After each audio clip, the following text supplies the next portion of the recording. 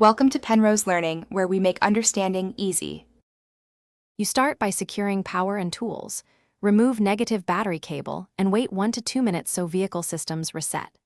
Once done, access the fuse box and test the radio fuse with a multimeter or swap a known good 10A/15A fuse to confirm. Make sure you have a trim pry, Phillips, and a 10 mm wrench ready. These let you begin disassembly without cracking panels. From here, test for 12V at the radio harness. If there's no voltage, you stop and trace the feed rather than pulling the whole unit yet. You now remove trim and unscrew the mounting bolts, sliding the head unit out gently. Once exposed, disconnect the antenna and the OEM harness, untangle any inline adapters or amplifiers. Then inspect every pin and connector for corrosion, bent pins, or missing insulation.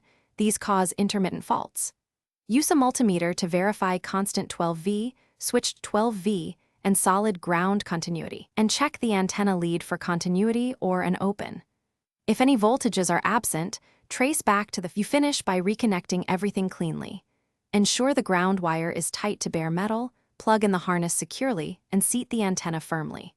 Power the radio and run through audio, AM/FM reception, Bluetooth pairing, and any steering wheel controls. Verify consistent behavior while engine is running and off. If instability continues, perform a factory reset or update the unit firmware, and if that fails, check the vehicle ground and any external amplifier. Troubleshooting tip: if intermittent power persists, suspect a poor ground or a failing ignition switch circuit and test those first.